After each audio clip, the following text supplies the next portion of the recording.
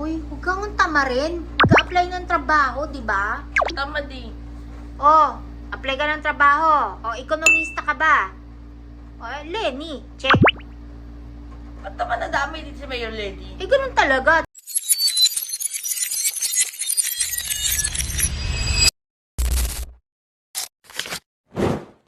Tamad. Oh. Hindi. Ikaw yon. Oo. Masipag. Lenny, check. Oh, masipag ka ba? Kung masipag, tatamad nga itsura mo eh. Wala bang kulpi pants? Oh, walang, anong kundi?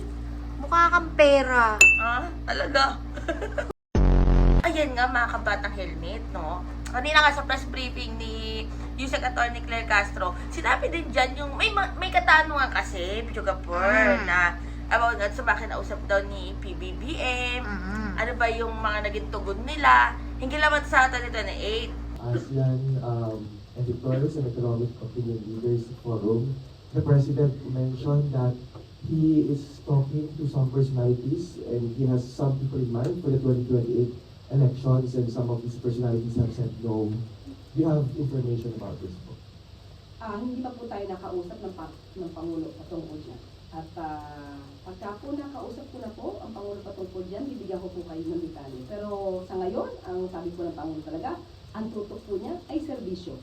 Pero nadinig niyo rin po kung ano ba ang mga requirements or at least mga kinakailangan para sa isang leader na dapat namuno bilang Pangulo. Ang sabi niya ay dapat na nakakaintindi ng economics. Ang sabi niya ay dapat naiintindihan ang patungkol sa inflation, pati ang paggawa ng trabaho at ang food supply. At mga tao dapat na leader ay hindi inuuna ang politika, kundi kung paano paunlarin ang bansa.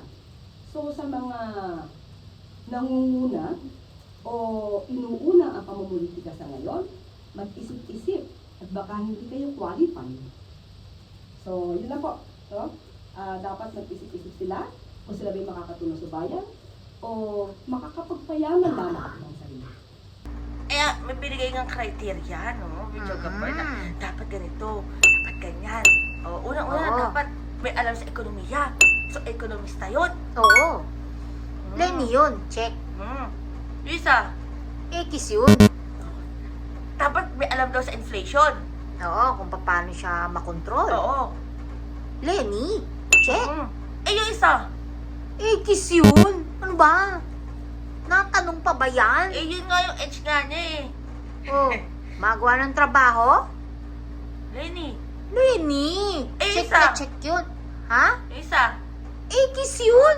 Anong trabaho? mag-travel. Mag-travel ba? Oh, ba yan? Mag-travel vlog na lang siya. Kikita pa siya.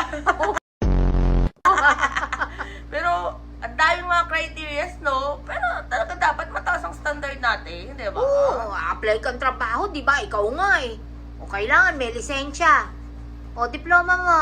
Andyan, O, di ba? naanay. May alam ka ba? Nakakapagsulat ka ba? Marunong ka magbilang. Marunong ka Bilang? makaintindi. O, di ba ganun? Pero ayan nga mga kabata helmet, totoo naman talaga, no? Dapat talaga yung standard natin para sa mga ihahalal natin. Oo. Dahil yan yung mga papasweldohin natin eh, di ba? Oo, kasi papaswelduhin ka. Yes. Ikaw nga eh. Hirap na hirap ka mag-apply ng trabaho, di ba? O, tapos yung pipiliin mo, palpak. Di ba? Hindi, kasi nga, yun yung edge ko nga eh. Alo, Gumawa ng mga anong gilid mga mabibigat, na? kababalaghan.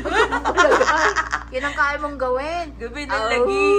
Pero yun nga mga bata helmet. Comment nyo na kung ano masasabi nyo dyan. Uy, may galap shoutout muna tayo kay Sir Boogie. Yes, make a shout out Sir Boogie. Sabi ni Sir Boogie, parang ang tagal daw natin nawala. Kapon It's been a lang. while. Kapon lang kasi Diyos ko dahil plakdaan lola nyo. Oo, plakda. Hindi Ay, kinaya. alam mo ba, Sir Boogie? Mm. Yung Eman wala na yun. Ay, bakit? Mamalay ko. Ba't naman napasok yun? Chismisan pa kami dalawa. Pero ayan nga mga batang helmet. Basta stay happy, stay healthy, and stay safe tayo as always. Ako po si PH. Natamad-tamaran. Pagoda. O ikaw, Videographer po. tamad ka rin eh. Pagod eh. Pagod. Pero ayan nga, basta sa next vlog natin. Abangan nyo! Naku, i-upload ko talaga yung mga pictures. Kasi Yes. bawal kasing mag-video doon. Di ba, videographer? Mm. Talagang more on pictures lang doon sa museum. Mm. But anyway, highway, kita-kits tayo sa next vlog natin. Yes. Lenny pa din. Oo, check na check yan. Lenny Lenny pa din.